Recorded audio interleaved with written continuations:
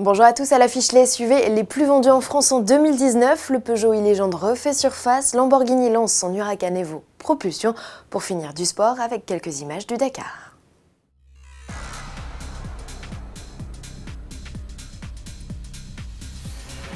La fin d'année est toujours propice au bilan. Après le palmarès des voitures neuves les plus vendues en France en 2019, focus sur les SUV les plus plébiscités, segment qui a toujours le vent en poupe.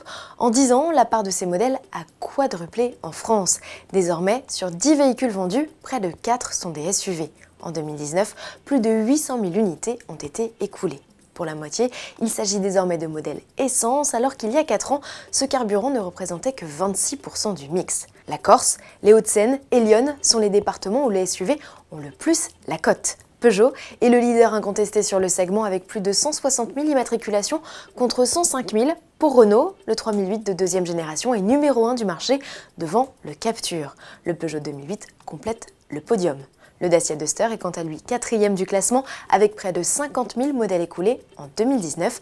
Le Citroën C3 Aircross, dont les ventes ont progressé de 7%, est la 5e meilleure vente en France.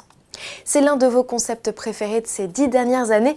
Le Peugeot e-Legend fait son retour dans les médias. À quelle occasion? Une interview de Jean-Philippe Imparato, le patron de la marque, à nos confrères d'Automotive News Europe. Entretien riche d'enseignements puisqu'il nous a permis de confirmer l'arrivée de la 508 hybride sportive pour le mois d'octobre et le lancement d'une 308 hybride rechargeable. Parmi les autres sujets abordés avec le dirigeant, l'avenir du concept néo-rétro qui nous a fait saliver depuis le mondial de l'auto 2018. Eh bien sachez que le e-Legend n'est pas enterré, une production en série coûterait environ 250 millions d'euros, a confié le dirigeant. Nous avons décidé que nous devions d'abord gérer le passage de l'électrification et après nous verrons si cela vaut la peine de dépenser de l'argent, mais tous les éléments sont en place pour dire oui, a-t-il confié. La fin d'une arlésienne, on en serait enchanté, même si le prix sera assurément salé. À propos de piquant, en voici une qui promet son lot de sensations à ses futurs propriétaires.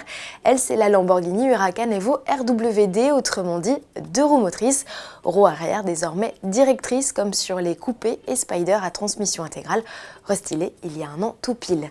À la différence de ces 2 derniers modèles, la nouvelle venue ne profite pas des 640 chevaux du V10 Atmo, elle n'en propose que 610. Avec cette cavalerie, elle revendique tout de même un 0 à 100 km/h en 3 secondes 3. C'est 4 dixièmes de moins que ses aînés, malgré ses 33 kg de moins sur la balance. Côté tarif, Lamborghini parle d'un ticket d'entrée à un peu plus de 191 000 euros. Pour finir sur une note sportive, direction l'Arabie Saoudite, où se tient pour la toute première fois le plus célèbre des rallye-raids, le Dakar.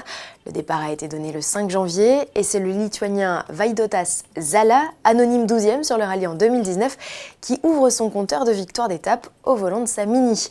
2 autres Mini complètent le podium, celle de Stéphane Peteroncel, copiloté en anglais pour la première fois de sa carrière sur le Dakar, et ça n'a visiblement pas été simple. Carlos Sainz est 3e avec 2 minutes 50 de retard sur le leader au terme des 319 premiers kilomètres de spécial. Nasser El Attiyah, tenant du titre, est 4e avec sa Toyota qui a connu quelques ennuis. Quant à Fernando Alonso, grande attraction de cette 42e édition, il conclut sa première spéciale sur le Dakar à une honorable 11e place. En revanche, on est déçu pour le Français Romain Dumas qui a dû abandonner sa voiture en feu après seulement 65 km. Pour suivre le Dakar, rendez-vous tous les jours jusqu'au 17 janvier sur France 4 à partir de 19h le week-end et 19h45 en semaine et tous les soirs sur France 3 à 20h45. À demain.